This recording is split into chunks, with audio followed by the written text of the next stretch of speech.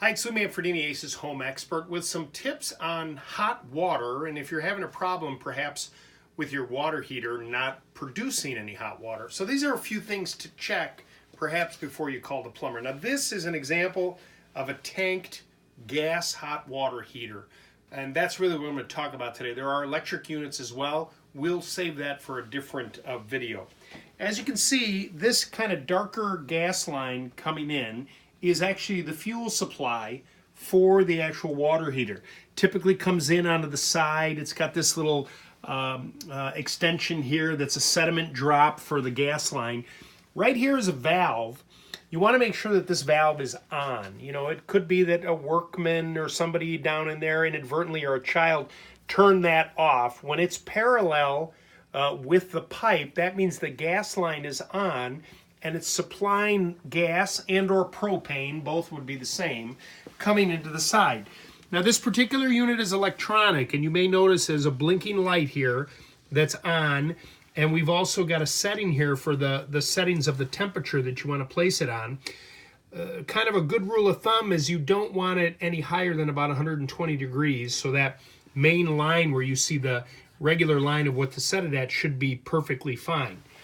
When you come up to the top of the water heater, there's a couple of pipes here. This is the exhaust, and you've got a cold water line coming in and the hot water line coming out. And right on the top of the water heater, it may be difficult to see, but it actually says cold and hot. And if you put your hand on here, you may notice that this pipe isn't necessarily cold, but it's warm because the heat from the heater itself is there. But this pipe should be warmer. So when you hold both of them, the one that says hot, if you're noticing that this is hot, then you should be okay. If this is cold, it could be that the pilot light is out. Now with these electronic units, it does all that automatically. You don't have to light a pilot light. But with some, it may be that you have to follow the instructions, which typically on your water heater are on the side here. They give you all the instructions on how to light that pilot light. And if you follow those instructions, you should be able to light it yourself.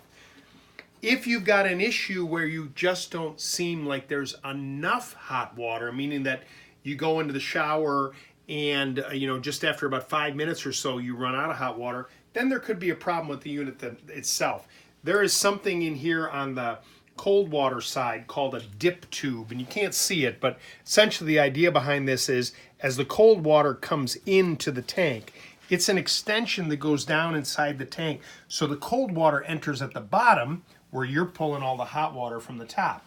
If you're noticing that you run out of hot water almost right away, but initially it's hot, there's a good chance that there's a problem with that dip tube, and then you'll need the help of a professional plumber to come out and inspect it and possibly change that out.